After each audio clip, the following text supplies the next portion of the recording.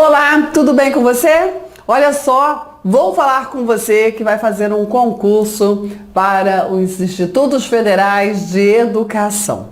Essa lei pequenininha, né, tem vários anexos, mas assim, normalmente as bancas não cobram os anexos, ok? Então assim, não me preocuparia, né, com os anexos, a não ser que você queira completar o seu entendimento, vai lá, passa o olho, mas o importante é o conteúdo legislativo, é ali que as bancas exploram o seu conhecimento, ok? Lei 11.892 de 2008 vai aí organizar os Institutos Federais de Educação, Ciência e Tecnologia.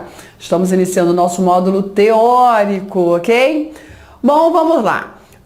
Rede Federal de Educação Profissional, Científica e Tecnológica. Fica instituída aí no âmbito federal a Rede Federal de Educação Profissional, Científica e Tecnológica.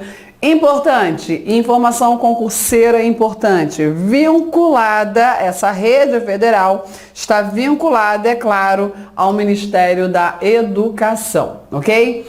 E aí, banca concurseira gosta de fazer maldade com o candidato? Tem que saber, Claudete, tem que saber o rol aqui? Tem que saber, né? Quais são as instituições que integram a Rede Federal de Educação, ok? Tem que saber, é pergunta básica de prova. Institutos Federais de Educação, Ciência e Tecnologia, chamados, né, Institutos Federais. Universidade Tecnológica Federal do Paraná. Centros Federais de Educação Tecnológica, ok? Celso Succo, a pessoa aqui não sabe falar direito não. Da Fonseca, o Cefet, ok? E de Minas Gerais, o Cefet MG. Que mais? Escolas técnicas vinculadas às universidades federais e o Colégio Pedro II. Então, esse rol aqui você tem que saber, porque é muito provável ser cobrado em prova, ok? Bom, as instituições mencionadas, né? 1, 2, 3 e 5, só tiraram aqui as escolas técnicas, fica atento a isso. Com exceção das escolas técnicas vinculadas às universidades federais, estas instituições possuem natureza jurídica de autarquia. Outra informação mega importante para o seu concurso. Não é a administração direta, é um braço, né, da administração pública, e você vai lembrar, Claudete, aqui, aí você vai lembrar, certo, que a administração pública, ela tem a seguinte estrutura, por isso que legislação específica deve ser uma das últimas leis a estudar para o seu concurso, porque você vai precisar de outras informações, né? Então, lembra a administração direta, ok? Administração indireta, estrutura administrativa. E aqui a gente tem a União, né? Estados, DF e municípios. A gente está falando de quê? União, né? Da administração pública federal. Na administração indireta, nós temos as autarquias, fundações, né? Sociedade de economia mista e empresas públicas. Então é importante isso, né? Você localizar a natureza jurídica ali dos institutos, né, federais de educação, certo? Tanto os institutos federais, centros federais, os famosos Cefetes, a Universidade do Paraná, Tecnológica, todos eles, com exceção, preste atenção, com exceção das escolas técnicas, ok? Isso. Todos os demais são o quê? Qual a natureza jurídica? Autarquias federais. E aí, na qualidade de autarquias, são detentoras de autonomia. Autonomia administrativa, patrimonial, financeira, didático-pedagógica e disciplinar. Então, é muito importante, porque se essas instituições são dotadas de autonomia, quer dizer o seguinte, olha, elas vão gerenciar, vão praticar atos de gestão para que o seu funcionamento seja o melhor possível, pelo menos deveria ser, né? e voltado para atender às suas finalidades, a sua missão institucional. E aí é muito importante essa autonomia. A autonomia administrativa vai se organizar, se estruturar, fazer funcionar, ok? Se fazer funcionar.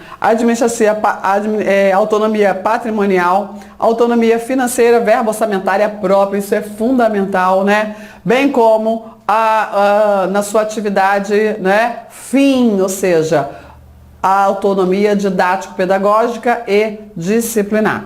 Muito importante o parágrafo único do artigo 1º, muito importante para a sua prova.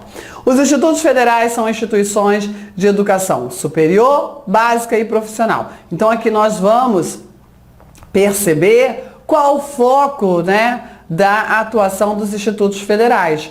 Educação superior, seja ela básica, seja ela profissional, ok? Certo?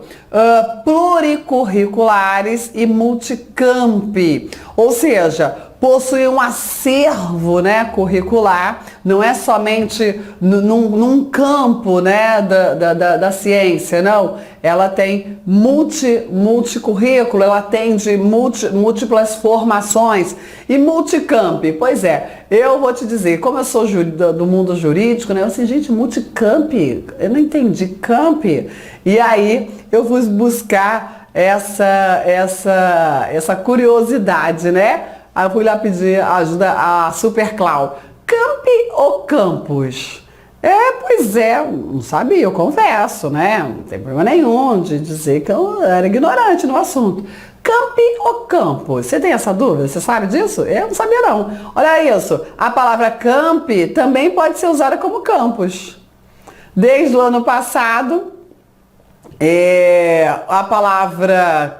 o plural da palavra campus pode ser escrita de duas formas, né? Com acento circunflexo, campus, ok? Ou em sua forma tradicional latim, é campi, ok? Campi ou campi.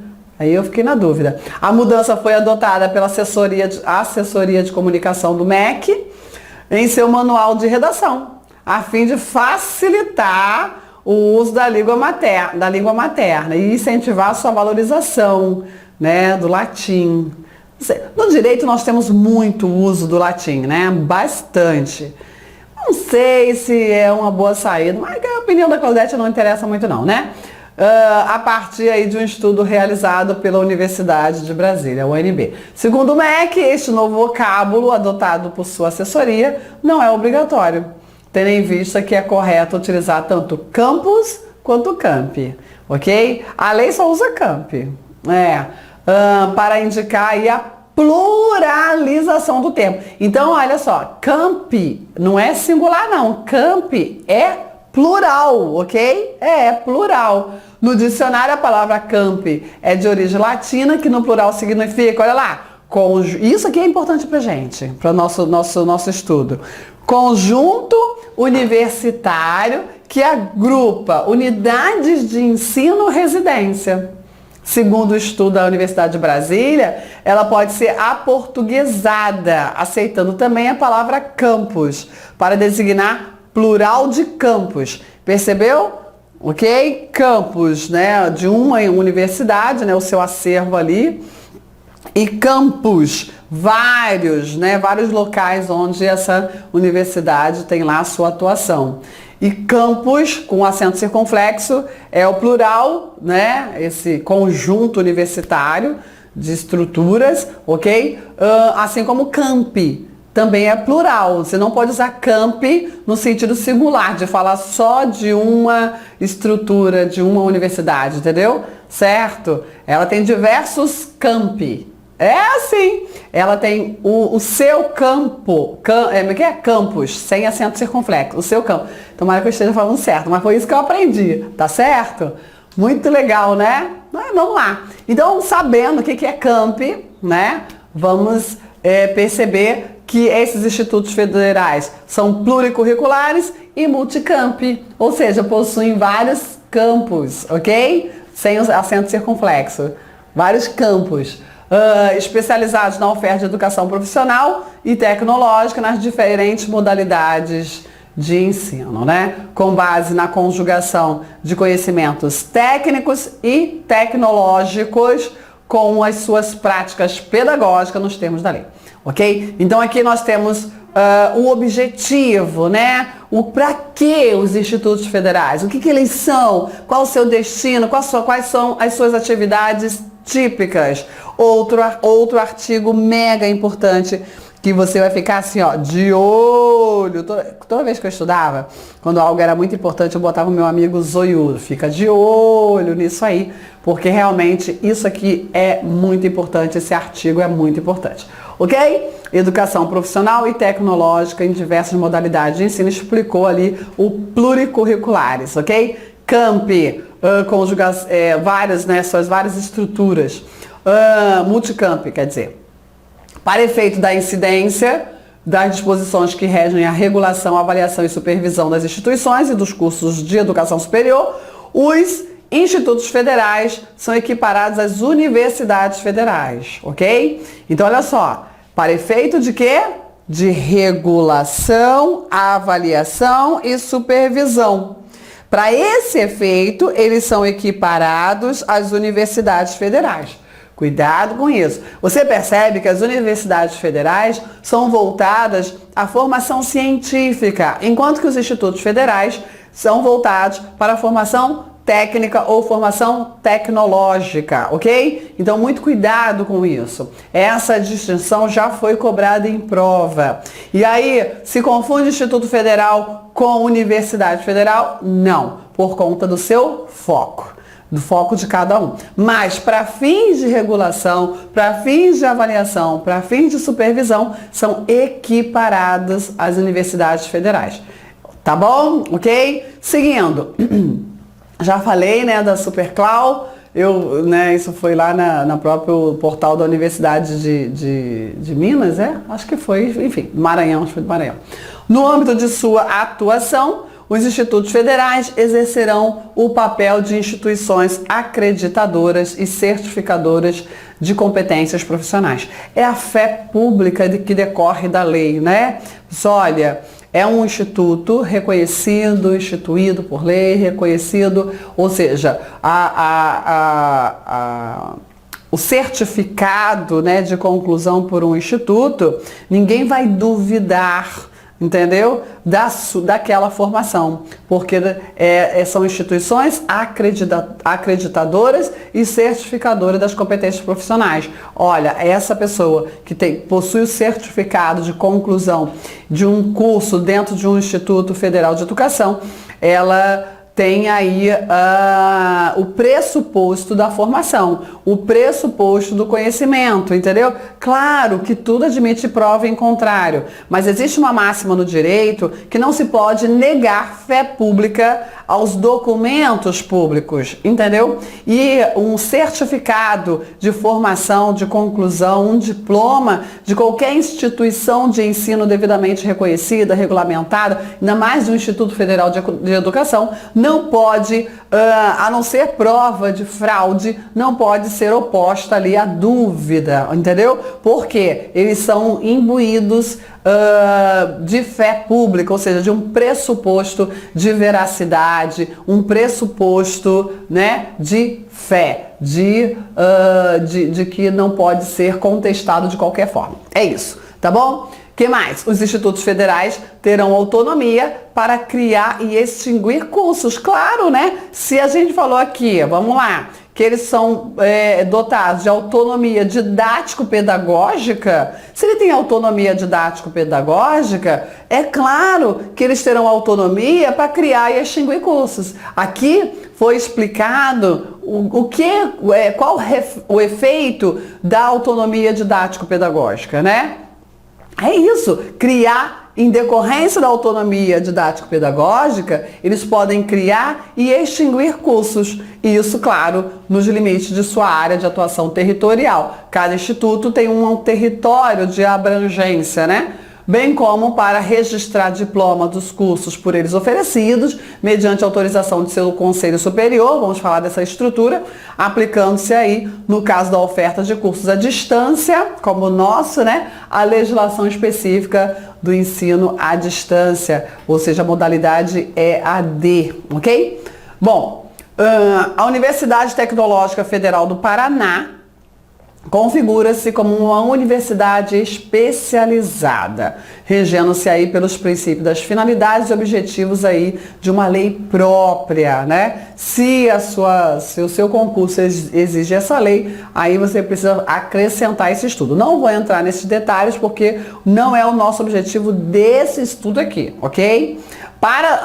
Claudete, mas no meu concurso só cobraram essa lei, né, 11.892, mas será que eu tenho que ir lá na lei 11.184 porque ela está aqui mencionada no corpo legislativo? Não. A não ser que lá no seu edital conste também a lei 11.184, ok? A lei 9.394. Aí se no seu edital estiver também essas legislações, aí é claro, você vai precisar estudar. Mas apenas porque está mencionada no corpo da lei, não vale a pena.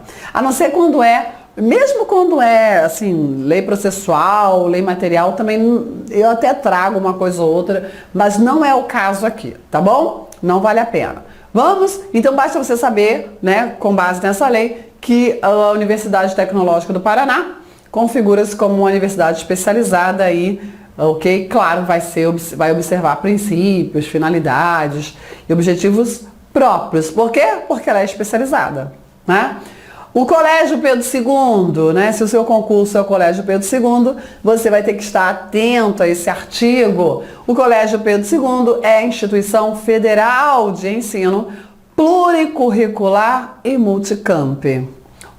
Vinculado ao Ministério da Educação, a gente já falou, né, da questão do multicamp, e é especializada na oferta de educação básica e de licenciaturas. Então aqui está o objetivo, a atuação, as atividades típicas do Colégio Pedro II devem ser norteadas por esse comando legislativo, ok? Então, qual o objetivo do Colégio Pedro II, hein? É ensino pluricurricular e multicamp, e aí, oferta de educação básica e licenciaturas.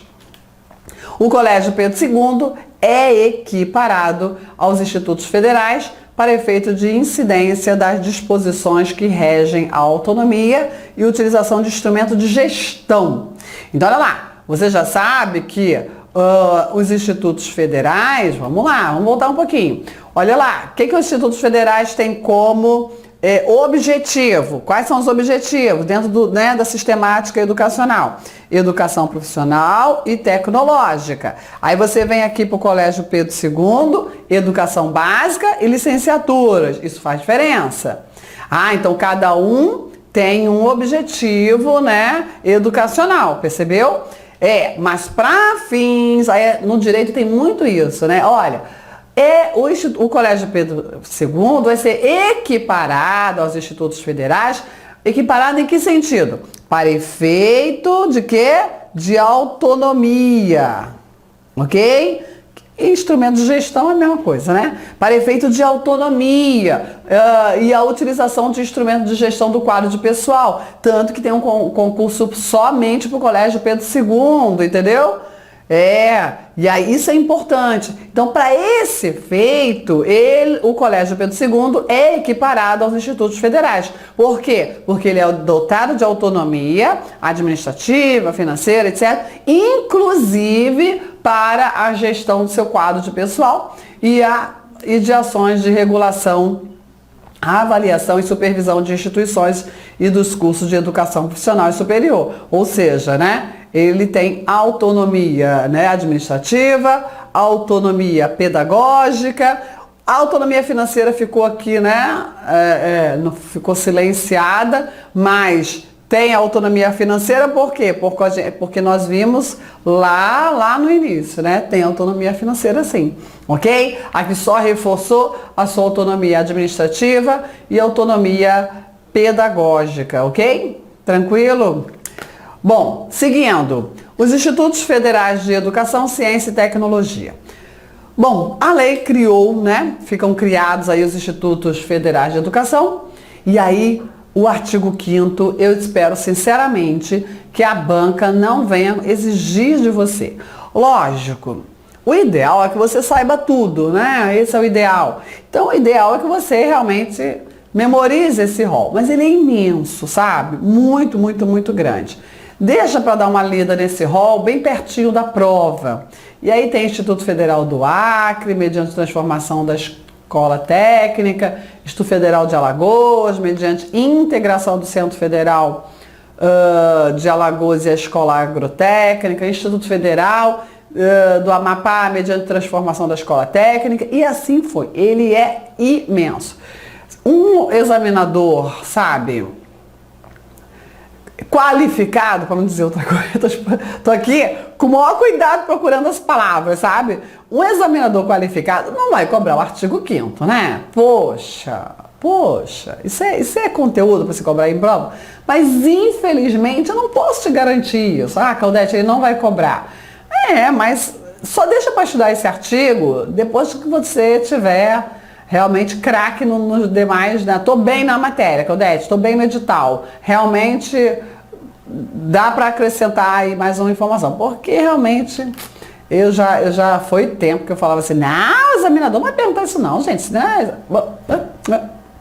Já vi cada pergunta assim, cada questão da prova que assim decepciona, né? Então vamos lá. A relação dos campi, eu tive maior dificuldade dos campi, né? Esquisito, né? Mas aí a gente já sabe, né? Que é o latim para designar o conjunto, né? De estruturas dos institutos de educação. Vamos lá. A relação dos campi que integrarão cada um dos institutos federais, criada aí nos termos dessa lei, será estabelecida em ato do Ministério da Educação. Então, assim, nós temos ali o Colégio Pedro II, né, que tem várias estruturas. Eles são chamados os campi, né, os seus diversos campos. Os institutos federais poderão conceder bolsas de pesquisa, desenvolvimento, inovação e intercâmbio a alunos, a docentes, olha os professores, que legal, né? Aos pesquisadores externos ou de empresas a serem regulamentadas por órgão técnico competente do Ministério da Educação. Então também isso já foi objeto de prova. Poderão sim conceder bolsa de pesquisa, desenvolvimento, inovação e intercâmbio, ok? Podem conceder. Que mais? Finalidade, não vá, mas como, Claudete? Não vale a pena você ir lá ver quais são as... Agora não, depois que você estiver lá dentro, você vai buscar. Fica preso ali a letra da lei na sua prova, porque na sua prova só cai letra de lei, vai por mim, né? Deixa para ir, porque senão você acaba perdendo o foco, se você for pesquisar quais são as bolsas, né? Dentro de quais assuntos, dentro de quais formações. Não é o momento, sabe? Vamos manter o foco? Vamos manter o foco no edital, né? Finalidades e características dos institutos federais. Outro assunto importantíssimo. Finalidades e características. Isso cai muito, né? Quais são as finalidades e as características dos institutos? Ofertar educação profissional e tecnológica em todos os seus níveis e modalidades, formando e qualificando cidadãos com vistas na atuação profissional dos diversos setores da economia, com ênfase no desenvolvimento socioeconômico local, regional e nacional. É formar cidadão capacitado profissionalmente, né? Aqui o objetivo maior é a atuação profissional, não é o conhecimento, é diferente das universidades federais.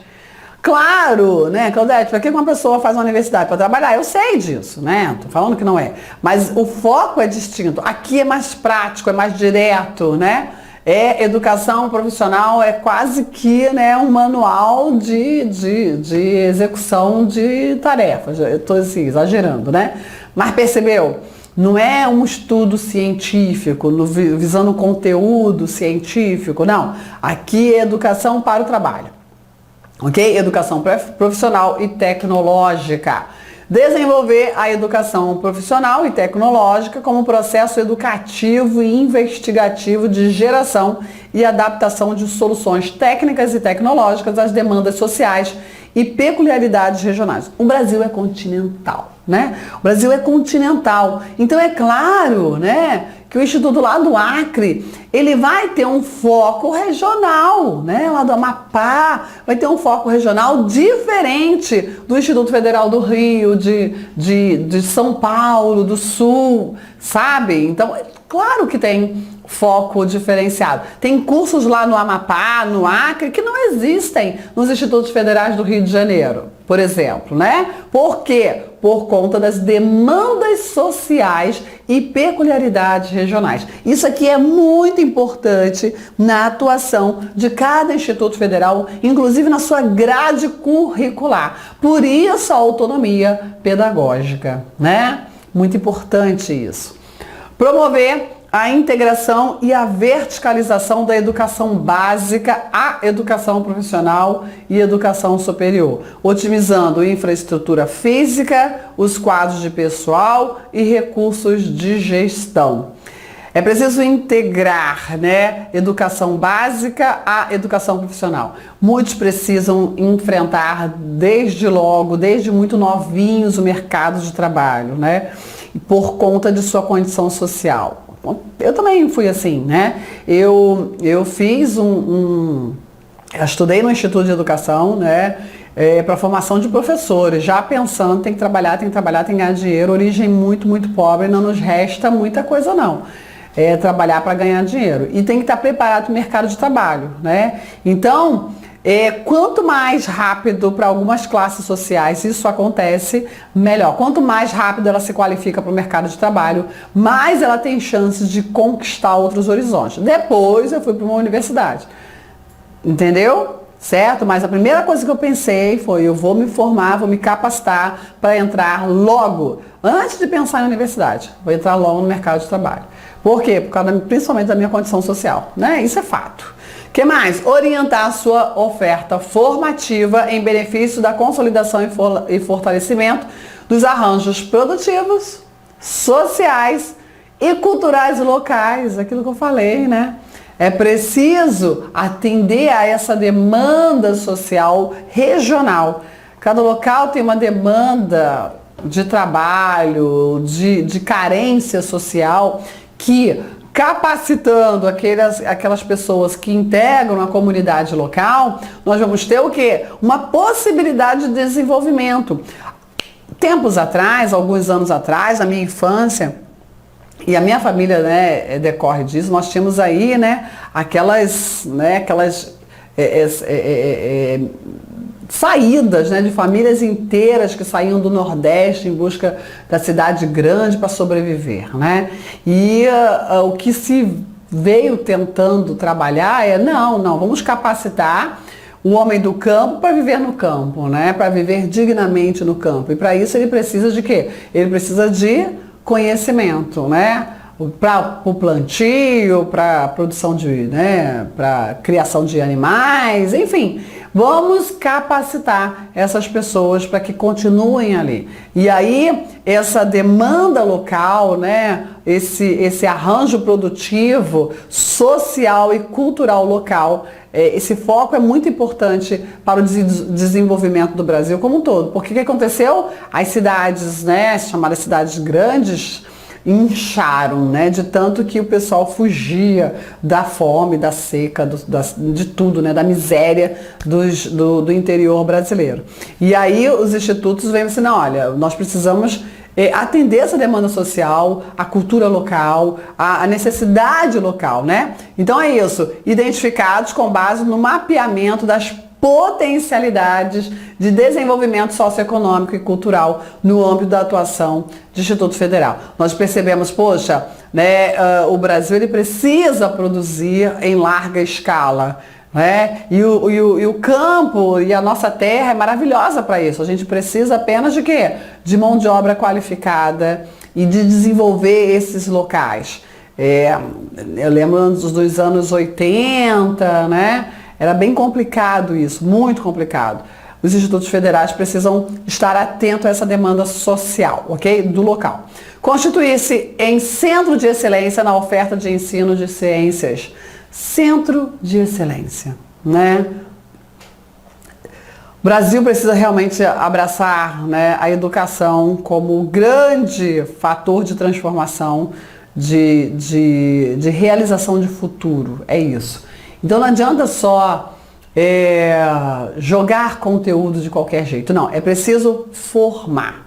É preciso que essa pessoa que busca o Instituto de Educação, ela consiga não só ter o acervo de conteúdo, né, necessário, mas também ter toda a instrumentalização para que ela conquiste uma autonomia profissional. Então, não adianta encher de conteúdo, entendeu? É preciso mostrar como usar esse conteúdo para fins de quê? De prover o seu próprio sustento, para fins de conquistar o mercado de trabalho. É isso. Constituir-se em centro de excelência na oferta de ensino de ciências em geral, de ciências aplicadas em particular, estimulando o desenvolvimento do espírito crítico voltado à investigação empírica. Ou seja, nós somos seres pensantes, né? Infelizmente, o formato escolar brasileiro ainda está muito atrasado. Eu lembro, eu amo, né? Amo a educação, amo a docência, adoro. E aí, as nossas escolas, a grande maioria ainda lotam as nossas crianças de conteúdo, mas não ensinam a raciocinar aquele conteúdo, não a ensinam a aplicar verdadeiramente aquele conteúdo. Por isso a falta imensa de interesse e não ensinam como estudar. Por que se tem tanta dificuldade de estudar para concurso? Né? As pessoas têm uma dificuldade absurda porque elas não aprenderam como estudar, qual a metodologia adequada para a fixação do conhecimento, entendeu? Essa é a nossa demanda nacional. E aí, eu lembro de um texto muito maravilhoso, né? E eu não vou falar do texto todo, mas eu lembro assim, que um ser lá do século passado, de 2, 3 séculos passados, volta ao presente momento e ele se espanta com tanto avanço que aconteceu nos diversos setores da economia, da vida do cidadão, né? Os carros, a televisão, o rádio, meios de comunicação, é outra história em relação ao século passado. E aí ele se sentiu, né, um extraterrestre, ele se sentiu um ser de outro planeta e não parecia ter a sua condição humana, entendeu? Só que quando ele chega na sala de aula, ele se sente em casa, né? Porque o nosso formato ainda estamos melhorando, aqui nós estamos vivenciando uma sala de aula, né, diferenciada, mas quando a gente chega nas escolas, ainda é uma pessoa que jorra conteúdos em cima de agentes passivos, né? Que ficam ali só recebendo e recebe, e na grande maioria dos casos não tem nenhuma orientação do que fazer com aquele conteúdo, né? E nem de como entender e processar aquele conteúdo. Por isso que as nossas crianças ainda não sabem estudar, ainda têm uma imensa dificuldade nas suas avaliações, nas suas ditas provas, né? Aquele momento de terror. A prova ainda é um momento de terror. Por que a prova é um momento de terror? Não pode ser mais um momento de terror, né? A prova é apenas um momento, né? Uma hora, uma data de avaliação, mas a avaliação não daquele dia, daquela hora, não faz uma pessoa, né? É a avaliação de toda uma trajetória. E a prova, ela simplesmente fala assim, não, olha, você é péssimo na matéria porque naquele dia você estava mal, você passou mal, você por algum motivo não estava bem, você foi mal na prova, né? E aí a prova te coloca como um ser horroroso, um ser incompetente. Quando, olhando para toda a trajetória, às vezes a gente enxerga um aluno muito eficiente, um aluno muito competente, mas que não foi bem numa prova, certo? Então, esses critérios de avaliações precisam ser considerados quando se quer constituir-se como um centro de excelência, né, na oferta de ensino de ciências. Ou seja, é preciso ensinar a cada aluno a aplicar conhecimento, se fazer produtivo, se fazer transformador, ter senso, né, crítico, ter a informação, processar a informação e ver o que eu posso fazer com essa informação. Ou, será que eu posso repensar essa informação? Né? Será que é isso mesmo? Tá bom, foi até hoje todo mundo pensou desse jeito, mas será que não podemos lançar um novo olhar? Ok? Eu adoro isso, né? Vou parar por aqui, o tempo já foi, né? Já avançou bastante, mas eu volto no próximo vídeo. Tchau, tchau.